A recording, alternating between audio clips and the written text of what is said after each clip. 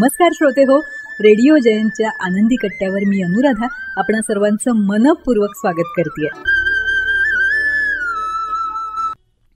श्रोते हो, नुकतंच प्रसिद्ध काउन्सिलर डॉक्टर दीपज्योती यांचा एक लेख वाचनात आला. स्वतःला भेटलात का या शीर्षकाखाली. शीर्षक वाचून खरं तर कुतूहल चाळवलं आणि तो लेख पूर्ण वाचला. अतिशय सुंदर विचार या लेखात मांडलाय. तो विचार आज तुमच्यापर्यंत या आनंदी कट्ट्यावरून पोचवतेय. माणूस भौतिक जगातल्या न संपणाऱ्या आणि दिवसागणिक वाढतच जाणाऱ्या गरजांमध्ये रात्रंदिवस धावत राहतो आणि त्यासाठी त्याचं एक रुटीन बनलेलं असतं. म्हणजे फक्त एका दिवसाचं नाही, तर अख्खं आयुष्य रुटीनच्या चाकावर धावणारं मशीन बनलेलं असतं, जे सवयीनुसार काम करत असतं. एक सेकंदही त्याच्यात काहीच बदल होत नाही आणि तसा विचारसुद्धा मनाला येत नाही, कारण एक सेकंदसुद्धा फेरफार केला ना तर रुटीन बदलण्याची इतकी धास्ती असते की तो धोका पत्करण्याची मनाची तयारी नसतेच.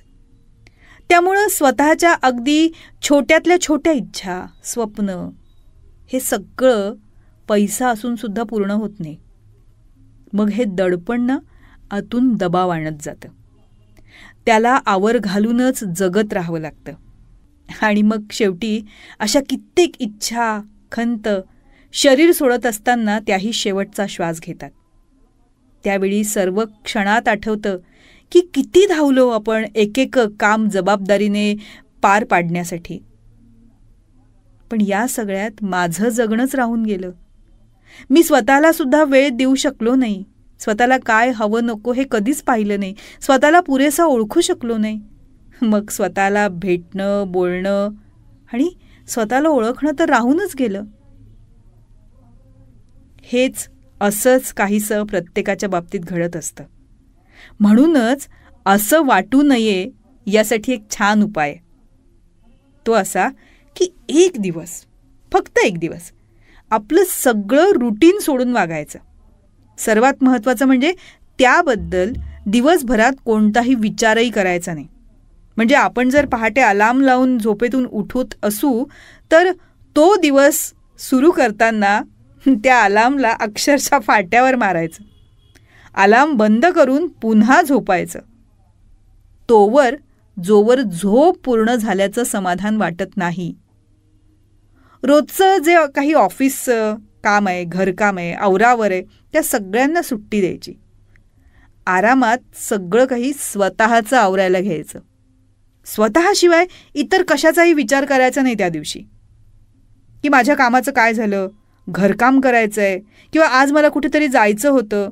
नाही, एकदम निवांत असा दिवस स्वतःसाठी स्वतःबरोबर घालवा. रोज घाईघाईत केली जाणारी आंघोळसुद्धा निवांतपणे एन्जॉय करा की.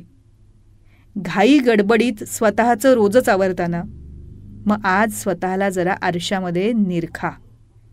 किती दुर्लक्ष केलंय स्वतःकडे लक्षात येईल. पण त्याबद्दल वाईट वाटून घेऊ नका. आहे ते स्वीकारून पुढे जायलाच हवं. रोज तेच खाण्याऐवजी काहीतरी आवडीचं खा, जे खूप दिवसांपासून, वर्षांपासून खाल्लेलंच नाहीये. जे होईल ना ते एन्जॉय करायला हवं. ज्या गोष्टी रुटीन किंवा नियमामुळे स्वतःसाठी करता आल्या नाहीत ना, त्या सगळ्या करायला हव्या. प्रत्येकाच्या बाबतीत ते वेगवेगळं असणार आहे. कोणाला दिवसभर फक्त मनमुराद लोळून घालवायला आवडेल, कोणाला काही आवडीचं खाऊन बाहेर जाऊन फोटो काढून छान वाटेल, कोणाला काही पुस्तकं वाचून छान वाटेल, तर कुणाला जुन्या मित्रमैत्रिणींशी बोलून भेटून चांगलं वाटेल. पण इथे एक गोष्ट महत्त्वाची की इतर कोणाशीही आधाशासारखं बोलायचं नाहीये. म्हणजे शक्य तितकं शांत राहायचंय. स्वतःशी बोलायचंय. इंटरनेट, TV, मोबाईल यांना एक दिवस पूर्ण सुट्टी द्यायची.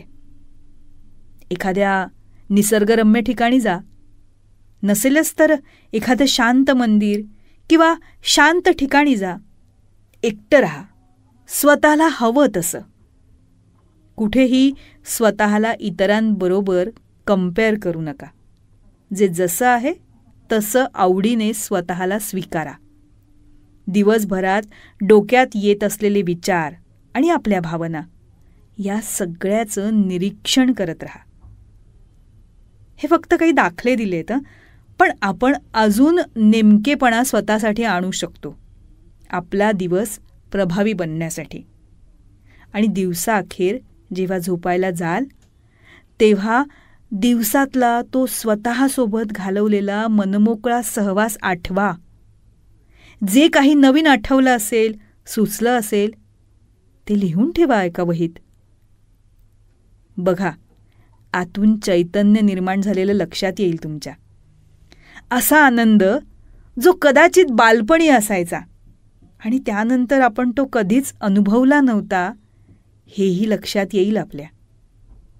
नक्की नक्की असा प्रयोग करून बघा. आपलं आयुष्य परत नव्यानं, नव्या उमेदीनं जगण्यासाठी स्वतःला भेटायलाच हवं.